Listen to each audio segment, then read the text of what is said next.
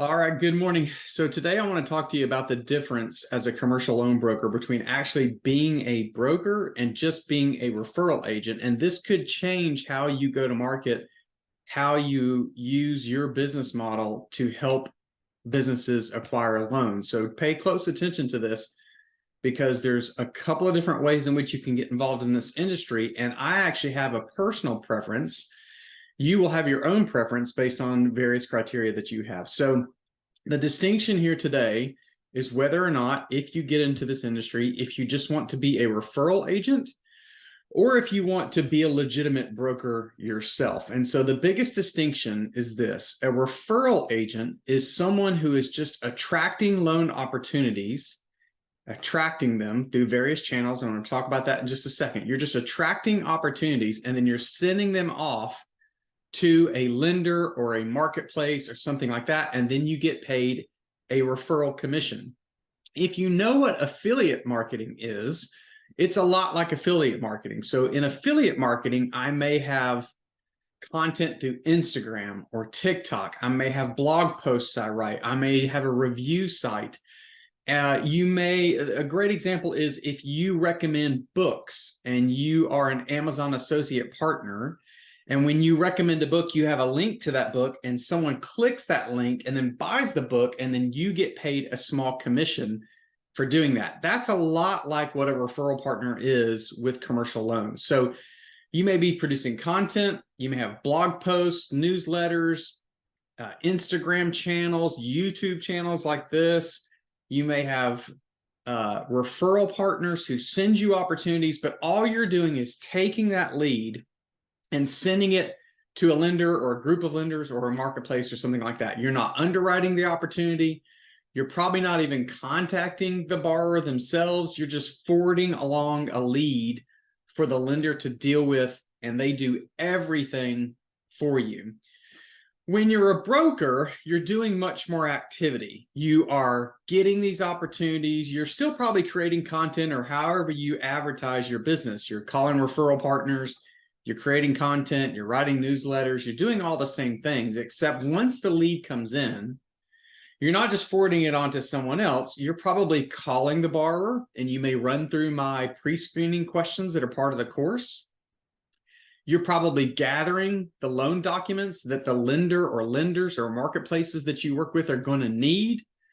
You may even be analyzing those financials, meaning you're screening them to make sure you're not forwarding along a bad opportunity.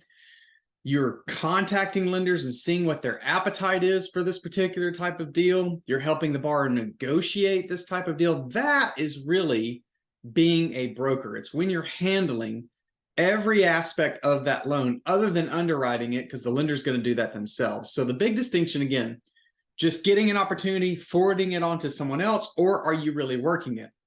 And there's a couple of distinctions about this. If you're just a referral agent, and this is where I stay out of these things because of legal ramifications and I can't keep up with all 50 states. What I'm talking about here is, like, a lot of people ask me, do I have to have a license? The truth is in some states you do not have to have a license.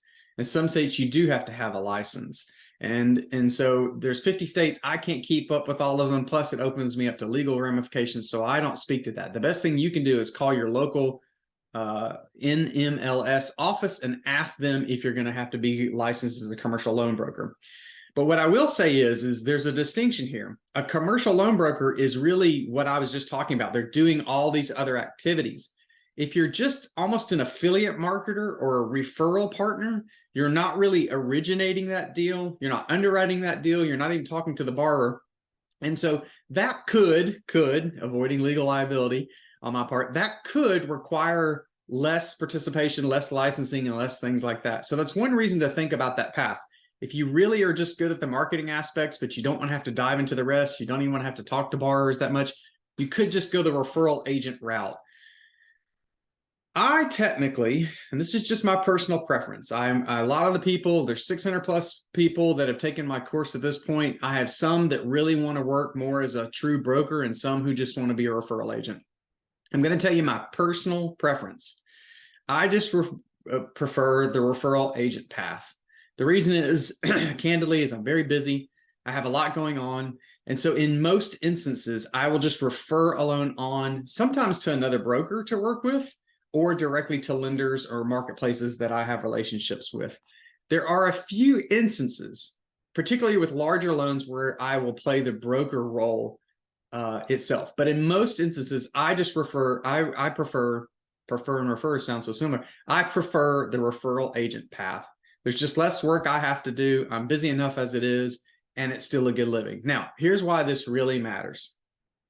Referral agents don't get paid quite as much commission. If you're a broker, and this is why some people prefer that path, you're getting all the commission that goes with that deal, unless you're co-brokering with someone else. When you're a referral agent, since you're just passing on a lead and there's a lot of other work that has to happen, the lender, the marketplace, they're not going to pay you as much commission. And I mentioned in some instances, I will just get those opportunities and refer them to another broker. And so in that instance, I'm still not making as much money. But again, I'm not doing as much work. Okay. So the amount of effort you have to do in this industry significantly ties to the amount of commission you should expect to make. And so that's a business model decision you're going to have to make. It's something you're going to need to think through.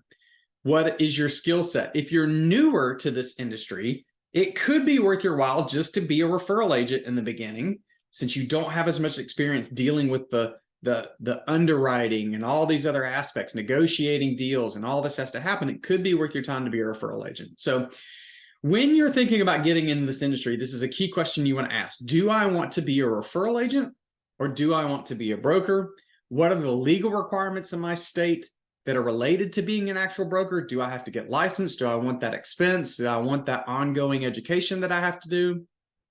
Do I want to have to talk to borrowers? Am I good at underwriting deals? Am I good at negotiating with lenders? Or do I just want to originate, or I'm sorry, if you're not originating, do I just want to be good at marketing and getting the opportunities and sending them to someone else, having to do less work, making less money? But if that's the preference that you have, that could be the route you want to go. So just understand this difference. Referral agent, actual broker is a decision you're going to have to make as it relates to your business model.